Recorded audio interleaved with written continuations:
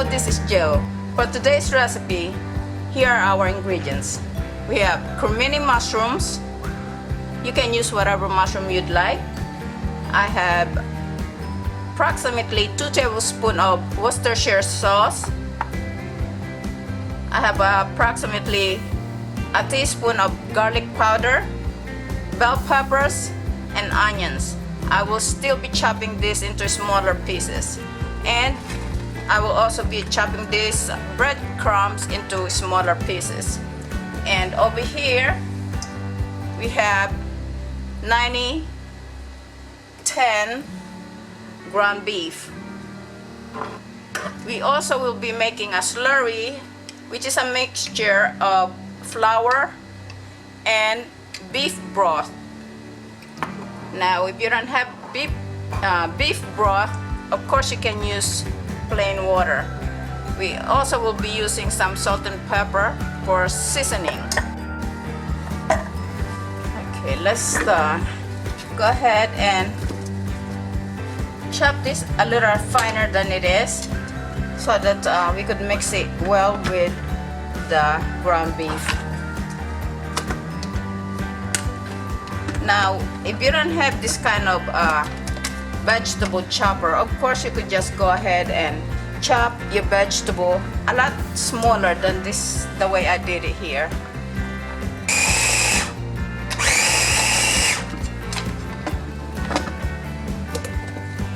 Let's go ahead and add our breadcrumbs. I got a little more left.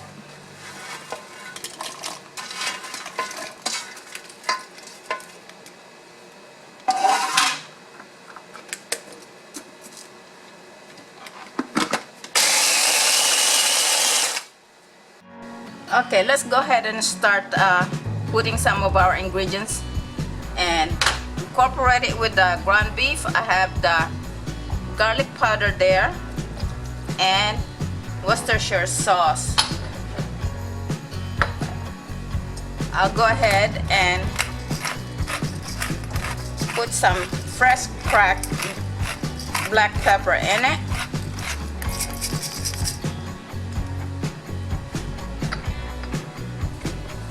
Okay, so we have all our ingredients right with this ground beef. I'm going to add a little bit of beef broth just for ease of mixing. Okay, beef broth or milk will do, or plain water.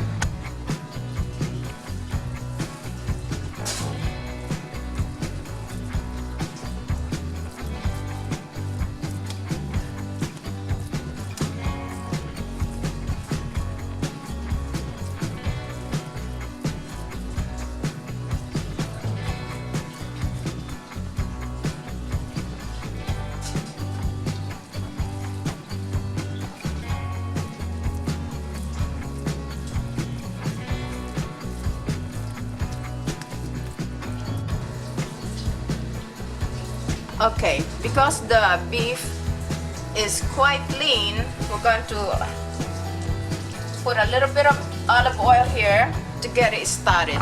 Okay, that's just so that our patty don't stick to the bottom of the frying pan. Now, I'm gonna brown it here on both sides, probably for about a minute or two on each side.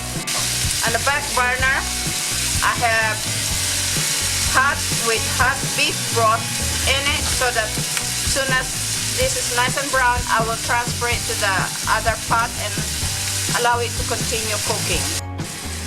Okay, so each side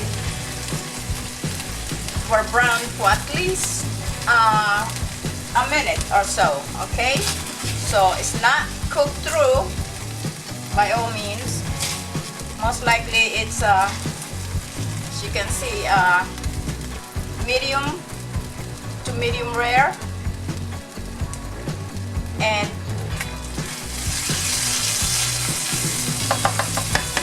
we're going to put this aside because we're still going to use that. We're going to put it here so that it can continue cooking.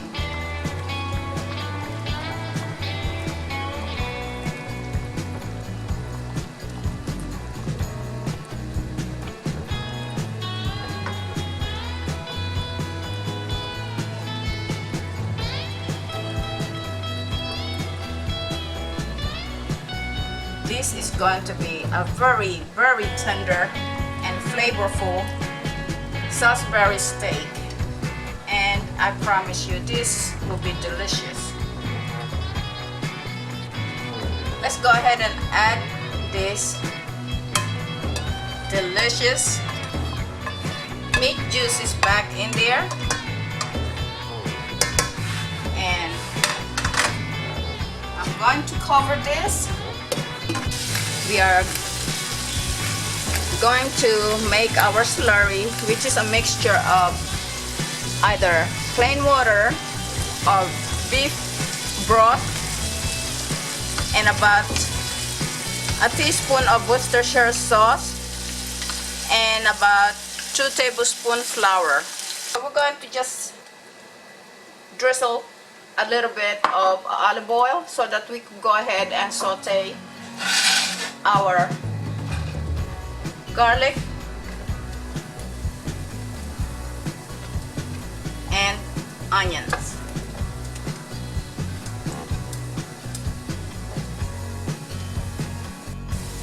Now we are going to add our mushrooms.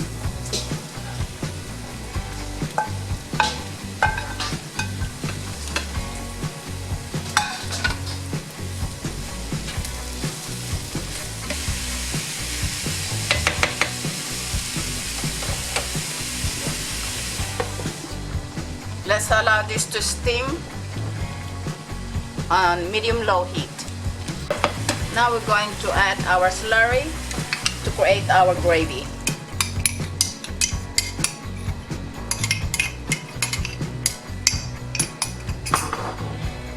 This will be very thick, but once we incorporate it with the Salisbury steak, it will thin out and it will be just the right consistency for gravy. We are going to add the gravy mixture.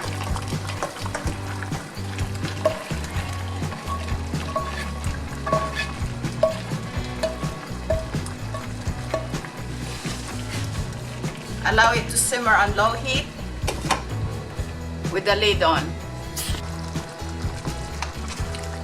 Okay. As you can see, the gravy is nice and thick. I'm taking the Salisbury steak out so that I could go ahead and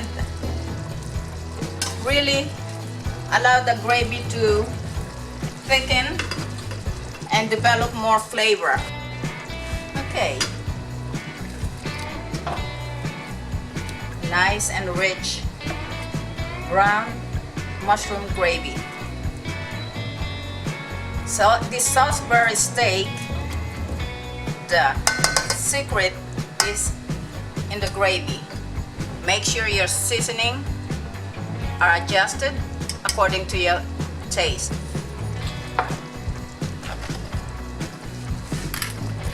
A dash of black pepper, and I believe we're good to go.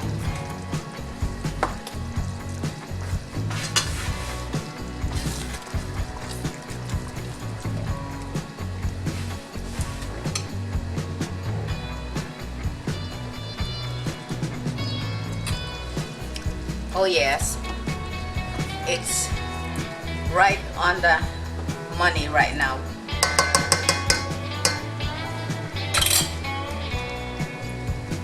Now we are going to put our Salisbury steak back and let it soak in all that absolutely delicious rich flavor of the gravy. Let's go ahead and add the rest of these meat juices. We're not going to waste any of this flavor, okay? And give it about a minute or two to simmer, and we are serving. Let's put a lid. We don't want it to dry up too much.